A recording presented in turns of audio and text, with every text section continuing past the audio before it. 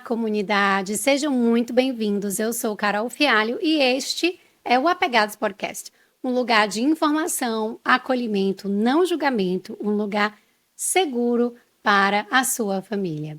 Hoje nós estaremos conversando sobre um tema que já me pediram algumas vezes e que sempre que eu comento pedem para que eu aprofunde um pouco mais, porque como alguns de vocês já sabem, ou muitos de vocês já sabem, por me acompanhar no Instagram, @fialhocarol, eu compartilho muito das coisas sensoriais da minha filha, né? Que ela tem uma certa sensibilidade auditiva, inclusive nesses últimos tempos aqui, ela tá começando a se incomodar muito em comer em família, né? Nos momentos do jantar, por conta da mastigação da gente.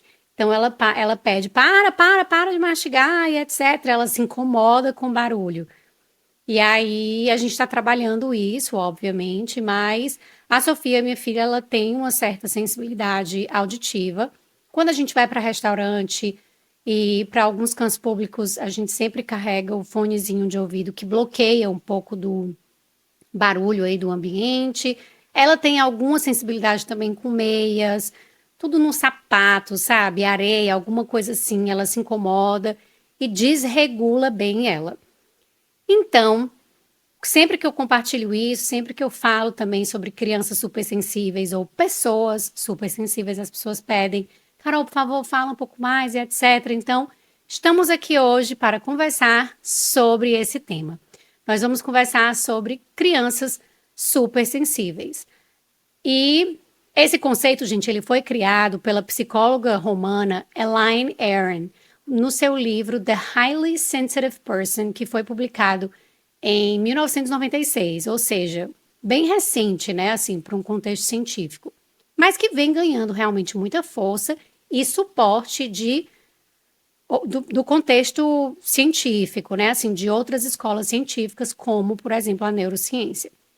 Existiu, sim, uma pesquisa anterior à dela, certo? Que falava chamou a atenção sobre essa questão da alta sensibilidade, que foi realizada pelo professor de medicina alemão Wolfgang Claes,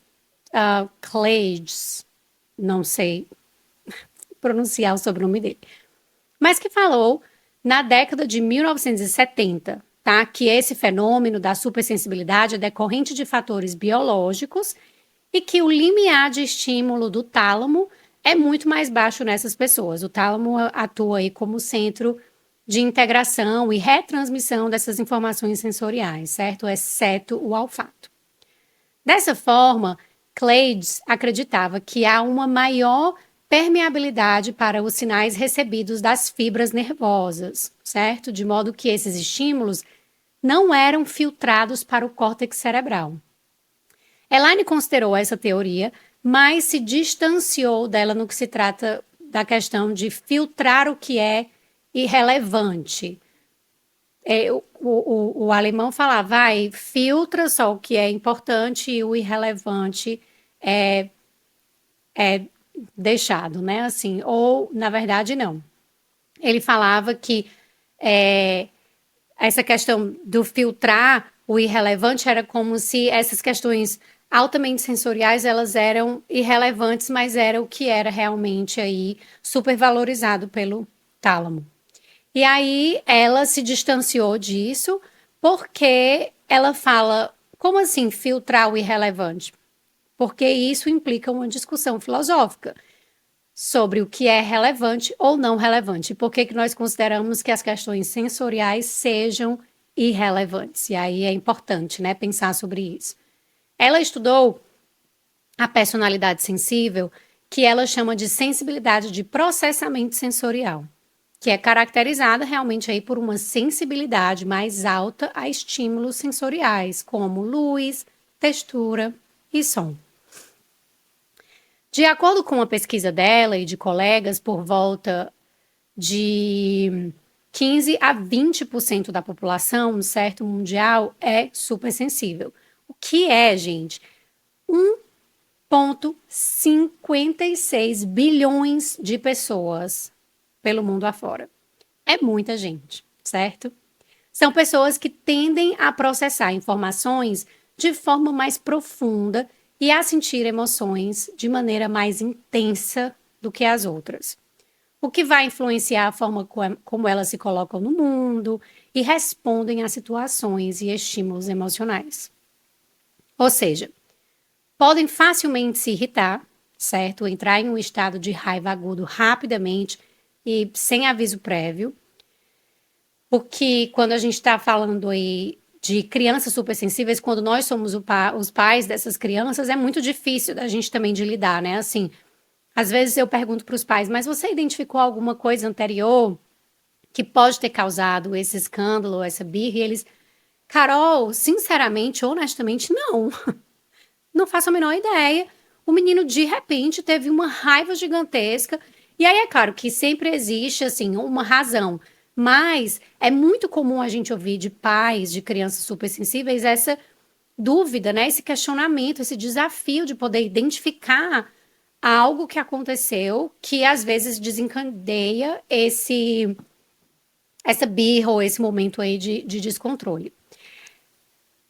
Ela também identificou, gente, características comuns em pessoas altamente sensíveis, como tendência a serem mais introvertidas.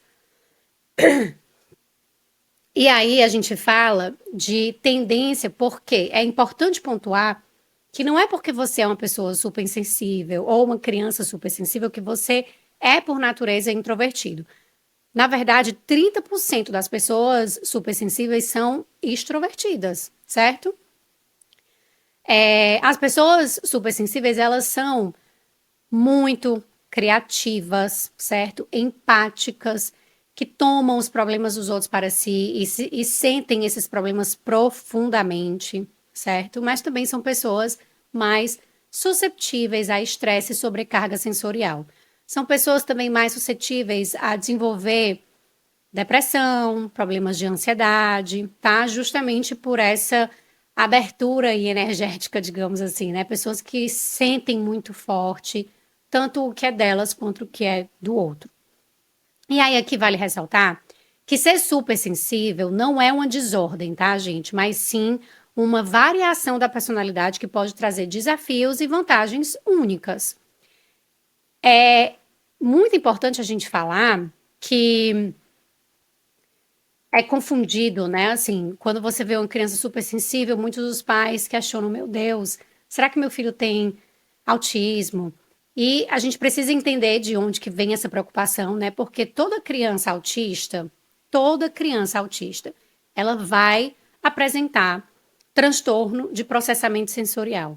Mas nem toda pessoa que tem transtorno de processamento sensorial vai ser autista. E aí vem, mas qual é a diferença então, Carol, entre as crianças que têm transtorno de processamento sensorial e ser super sensível? E a gente vai falar sobre isso já já, tá bom? A razão pela qual eu gosto de falar essa questão é porque as pessoas supersensíveis, elas são frequentemente estereotipadas como histéricas, temperamentais, difíceis, aquele famoso mimimi, né? E que, na verdade, são pessoas que possuem realmente um aumento da sensibilidade do sistema nervoso central e um processamento cognitivo mais profundo de estímulos físicos, sociais e emocionais. Ser supersensível é um traço do temperamento e não um transtorno sensorial, certo? Apesar de ser facilmente confundido como tal. Pessoas com esse traço têm um cérebro mais responsivo a estímulos, principalmente em resposta a eventos que têm um conteúdo emotivo, tá? Mas isso quer dizer que essas pessoas pensam nas coisas, sobre as coisas, de uma maneira mais profunda. São aquelas pessoas que, sabe, pensam profundamente sobre as causas. Se a gente está falando de um adolescente, aquele que realmente fica comovido com projetos sociais e que pensa, que pondera, certo? É aquela criança que não vai sair correndo para brincar com os amigos em uma festa de aniversário, mas que ela para, ela observa, ela checa todo o ambiente, né? Faz um mapeamento. sente os cheiros, comenta sobre os cheiros, né? Assim, não é uma criança, estão fazendo comida. Não, isso aqui tá cheirando pizza, eles estão fazendo pizza. Será que é pizza de marguerita? Será que é pizza de pepperoni? Eu acho que eu tô sentindo o cheiro de pepperoni. Eu posso comer uma pizza? Sabe, assim, são pessoas que sentem todas as nuances aí sensoriais do ambiente. E aí, mas a grande diferença, certo, entre uma criança supersensível e uma pessoa, uma criança que tem um transtorno de processamento sensorial, está na categoria da empatia, dos níveis de empatia, certo? As pessoas supersensíveis, elas buscam por proximidade com as pessoas. Elas buscam pelas relações, realmente se interessam em se conectar com as pessoas de forma mais profunda. São aquelas que gostam de dar atenção, que normalmente são mais. Dar atenção àqueles que normalmente são mais excluídos, né? Mas é crucial destacar aqui que isso não necessariamente se aplica aos irmãos, tá? Crianças supersensíveis, elas normalmente se sentem super estimuladas por seus irmãos, tá certo? Desculpa a honestidade aí, mas é porque é assim mesmo. Eles podem parecer ter mais empatia com os animais, com as outras pessoas, do que com seus próprios irmãos, porque eles podem se sentir realmente super estimulados com seus irmãos. Então, não se aplica ao irmãozinho, tá? Mas são aquelas crianças que notam uma coisa nova. Mamãe, você cortou o cabelo, você pintou o cabelo, né? Você fez a unha, adorei a cor dessa unha dessa semana. Papai, essa blusa é nova. Nossa, papai, que cheiro gostoso. Você mudou de perfume. São essas crianças, certo? São essas pessoas que notam tudo no ambiente, que notam esses pequenos detalhes. Quando você está querendo esconder assim algum tema que você faz uma cara assim para o seu marido e a criança disse: "Opa, o que foi isso? Por que você olhou desse jeito?" Fica muito difícil de esconder alguma coisa de crianças supersensíveis, tá? E aí, quando eu falo que isso diferencia, é porque normalmente nas crianças que têm transtorno de processamento sensorial, isso não vai ser tão agudo. Essa questão da empatia não vai se apresentar de uma forma tão aguda, certo? São crianças que muitas vezes, inclusive, elas vão querer se distanciar das pessoas, vão querer buscar ficar um pouco mais reclusazinhas, porque tudo é muito. Aquele ambiente pode ser. Esteja estimulando ele de uma maneira que está desorganizando. Então, às vezes, para a criança com processamento com transtorno de processamento sensorial, ela vai querer se afastar, enquanto a criança supersensível ela vai querer proximidade, né? Essa questão da empatia ela é realmente muito forte. Pessoas supersensíveis relatam ter uma resposta intensificada a estímulos como dor, cafeína, fome, ruídos altos, né? É aquela pessoa que tomou um café, opa, já sentiu imediatamente que o café desceu e agora tá animado, né? Aquela pessoa que fica com fome, que virou a chavezinha da fome e já vira uma draga e tá ali, meu Deus, a barriga tá doendo, sabe assim? Ruídos altos são muito desnorteantes, né? No caso da minha filha, ela tem isso. E da, o da minha filha, ela demora muito tempo para conseguir se regular.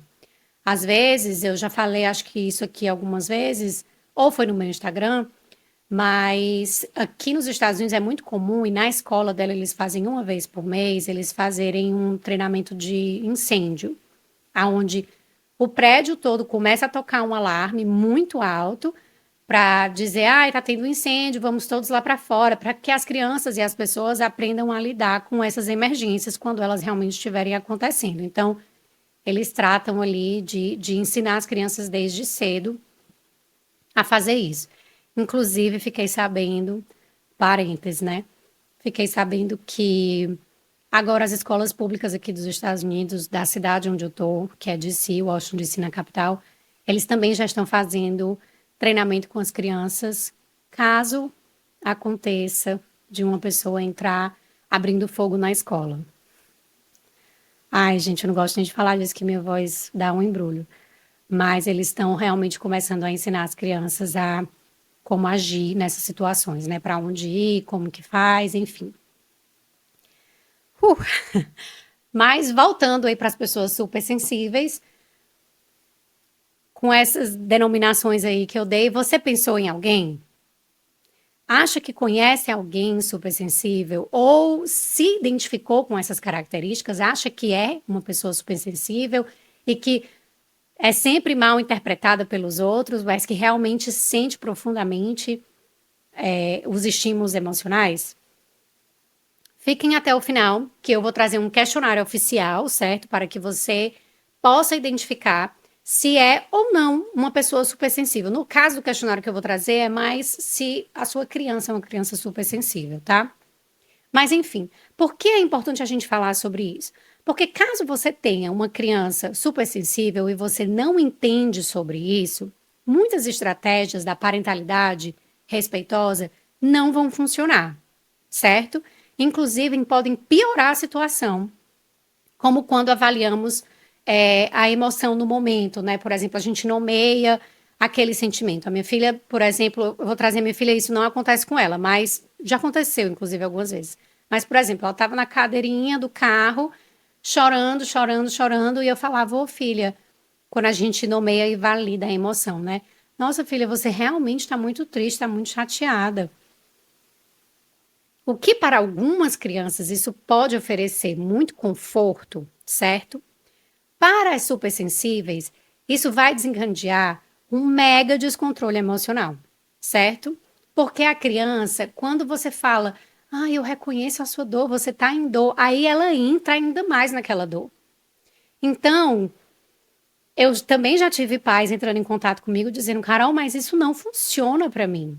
E não é só porque, eu não estou alinhando as minhas palavras com os meus gestos, eu estou verdadeiramente validando, eu estou ali presente, mas o meu filho simplesmente se descontrola.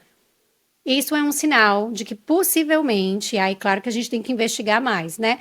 Que possivelmente essa criança é uma criança super sensível e ela tá ali sendo inundada ainda mais pelaquela emoção, pelaquele sentimento. Não é, gente, sobre não validar a emoção, tá certo? Nós sempre precisamos validar as emoções em todas as relações, tá certo? Inclusive com os nossos filhos super sensíveis. Mas é sobre não intensificar aquela emoção naquele momento. Alfabetizar emocionalmente as crianças supersensíveis muitas vezes vai acontecer fora da situação, tá bom?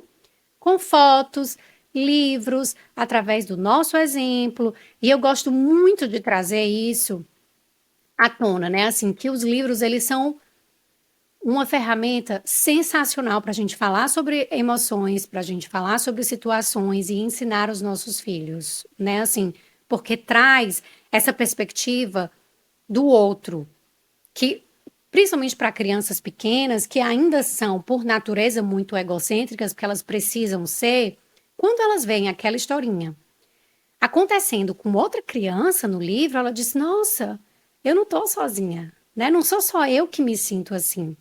Então, principalmente para as crianças super sensíveis, eu super recomendo livros. Vamos usar livros, vamos mostrar situações com os bonequinhos do livro.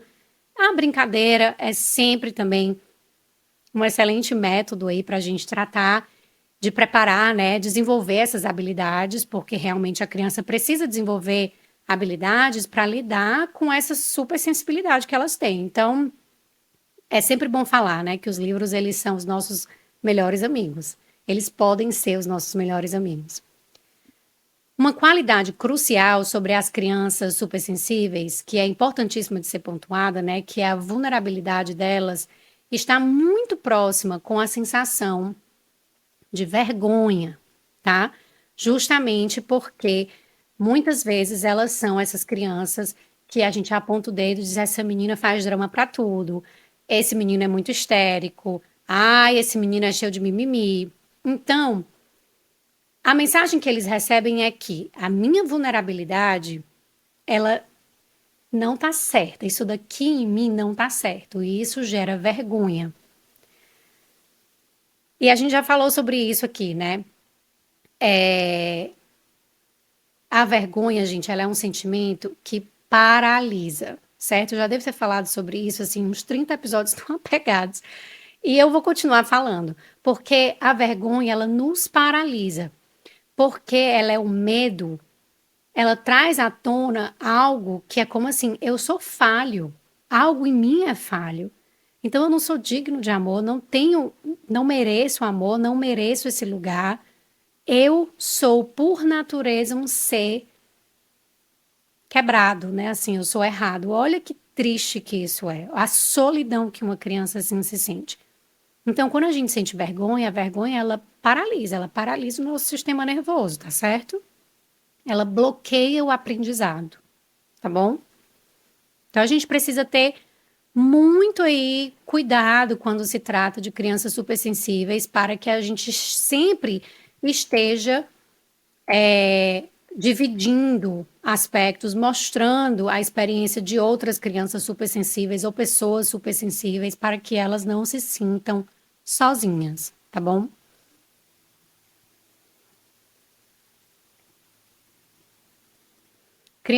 Muitas vezes o que acontece também, gente, com crianças supersensíveis é que elas se fecham, certo? Elas empurram os pais para longe nos momentos em que elas mais precisam. É uma criança que ela, por exemplo, diz assim: sai daqui, eu te odeio. E aí se fecha no quarto como uma forma de proteger, de se proteger da ameaça de mostrar sua vulnerabilidade para o pai e perder esse amor, perder o amor dos pais. Então, ao invés de se mostrar, de, né, assim, se desnudar na frente do pai e mostrar suas vulnerabilidades, a criança supersensível, ela pode também usar dessa agressividade e querer se distanciar como uma forma de proteção. Porque se o meu pai ver essa parte de mim, ele não vai mais me amar, né? Ele não vai mais me querer perto dele. Olha aí, né, gente?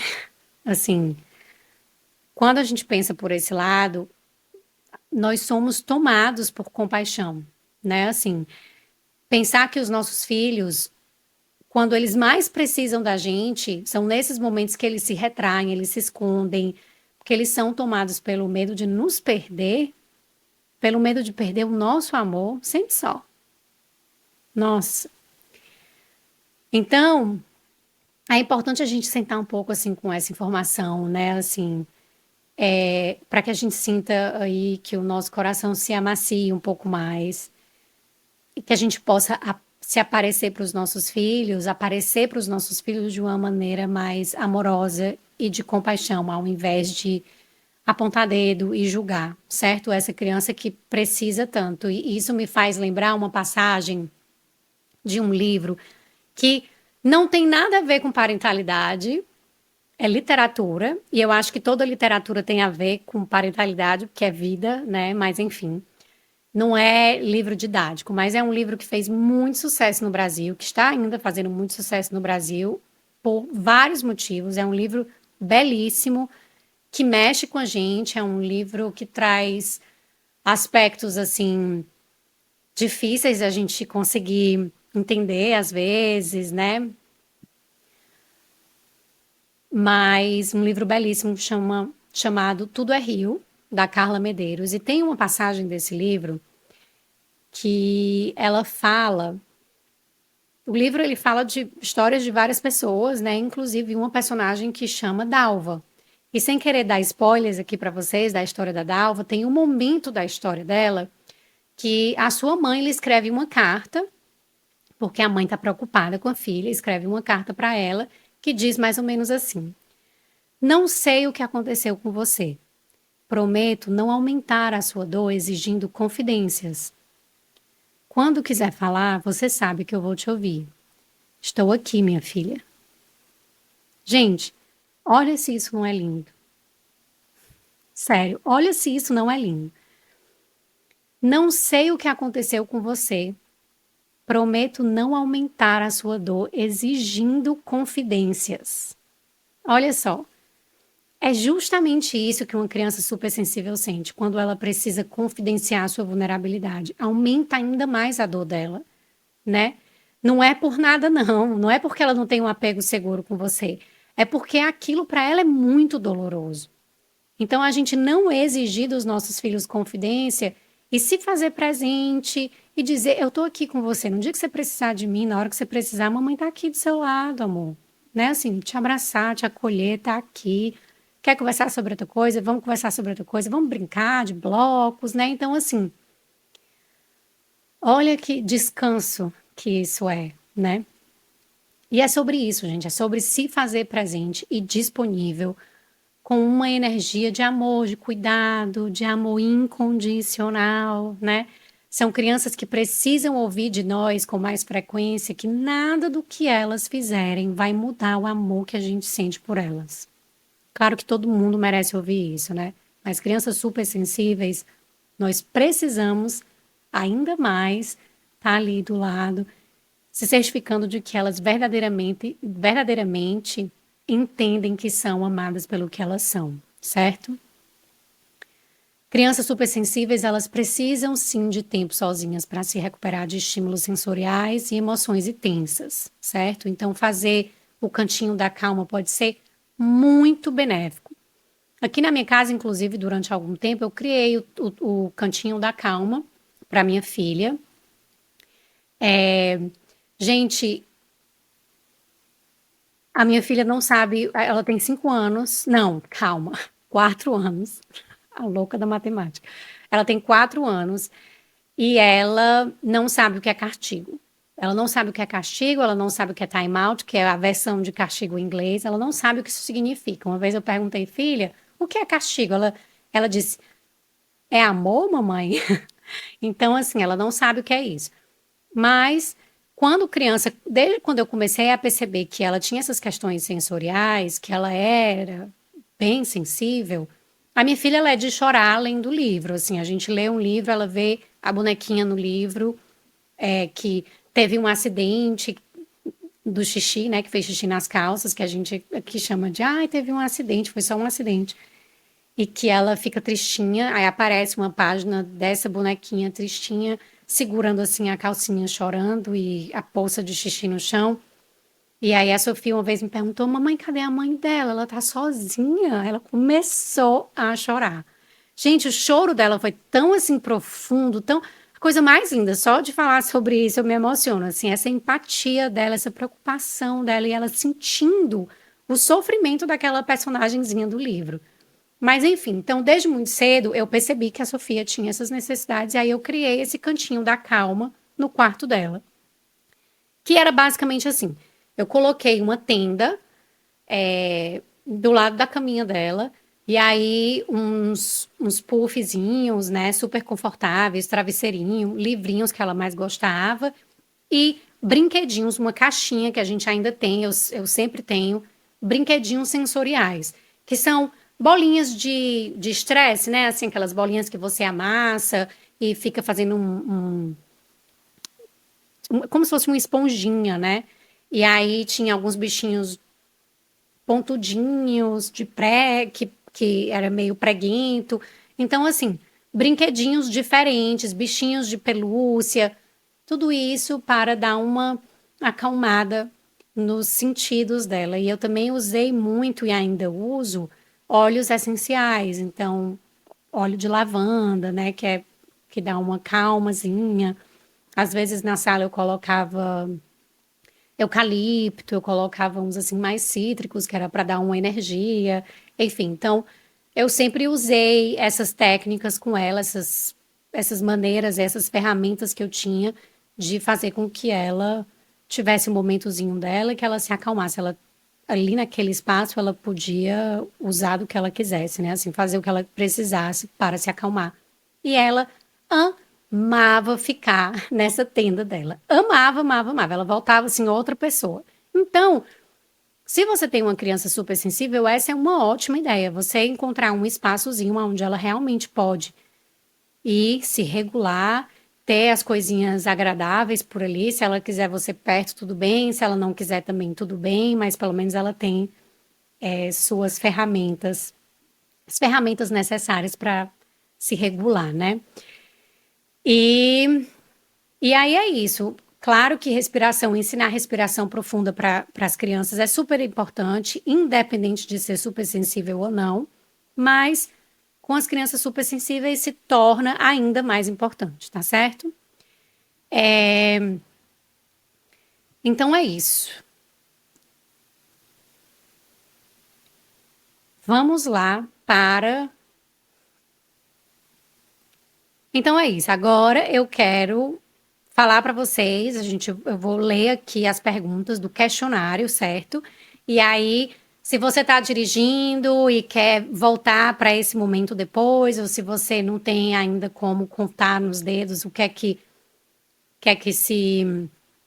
faz sentido, né, para você, mas fiquem atentos, no final a gente fala da pontuação. Eu vou fazer as perguntas e vocês marquem aí nos dedos ou no papel o que é que se aplica à sua criança, tá certo? O que é verdade para o seu filho. Então vamos lá. Sua criança, número 1, se assusta facilmente? Reclama de roupas, costuras, meias e etiquetas na pele? Geralmente não gosta de grandes surpresas? Aprende melhor com uma correção gentil do que com um comando mais forte? Parece ler a sua mente? Usa palavras complicadas para a sua idade? Percebe o menor odor incomum do ambiente? Tem um senso de humor inteligente? Parece muito intuitivo? Tem dificuldades para dormir depois de um dia bem emocionante? Não se dá bem com grandes mudanças? Quer trocar de roupa se estiver molhado ou sujo de areia? Faz muitas perguntas? É perfeccionista? Percebe a angústia dos outros? Prefere brincadeiras tranquilas? Faz perguntas profundas e instigantes? É muito sensível à dor? Fica incomodado com lugares barulhentos? Percebe sutilezas? Considera se é seguro antes de subir em algum canto muito alto? Funciona melhor quando estranhos não estão presentes? Sente as coisas profundamente? Se você marcou 13 ou mais, a sua criança provavelmente é uma criança supersensível, tá? E quero finalizar o nosso episódio de hoje falando que crianças supersensíveis são extremamente criativas, intuitivas, profundas, sensíveis. Qualidades essas, gente, que são maravilhosas para uma vida cheia de beleza, poesia, carinho. Tem uma frase do Anthony Martin que diz: sentir intensamente não é sintoma de fraqueza, é a marca registrada de estar verdadeiramente vivo e ser compassivo. Não significa ser quebrado ou falho, é a sociedade que se tornou disfuncional e emocionalmente incapacitada. Não há vergonha em expressar os seus sentimentos autênticos. Aqueles que às vezes são descritos como sendo uma bagunça ou tendo muitos problemas são a própria estrutura que mantém vivo o sonho de um mundo mais solitário e humano. Nunca tenha vergonha de deixar suas lágrimas iluminarem este mundo. E é com essa frase aí, né, em forma de poesia, que eu quero dar um abraço em vocês hoje, que eu espero que esse episódio tenha sido proveitoso, esclarecedor, que tenha dado aí mais compaixão para você, e não só mais compaixão, mas também ferramentas de como lidar com o seu filho. Eu estou preparando um curso para a gente aprofundar um pouco mais nesse assunto, né? E também dar muitas mais ferramentas para que você possa aí não só entender, mas realmente preparar essa criança para o sucesso. Mas, de novo, gente, não existe nada de errado com essa criança. Elas são apenas crianças ou pessoas que sentem as coisas mais profundamente, e que isso pode ser lindo se a gente realmente proporciona espaço para isso. É como ele disse, né? São essas pessoas que dão aí a energia para mudar o mundo, para tornar o mundo mais solidário e humano. Então, fiquem com meu grande abraço. Se você acha que esse episódio pode ajudar uma outra família, vai, encaminha. Se você ainda não deu 5 estrelas para o Apegados, por favor, dá, porque isso ajuda muito a expandir a nossa mensagem de afeto e acolhimento. E agora você também tem a chance de contribuir monetariamente para os próximos, a criação dos próximos episódios do Apegados. Você vai encontrar na descrição desse episódio. Lá embaixo tem o link Support This Podcast, que você pode aí dar o seu suporte, contribuir e apoiar a nossa comunidade da maneira como você quiser, tá bom? Um beijo grande para vocês e nos vemos no próximo episódio. Tchau, tchau.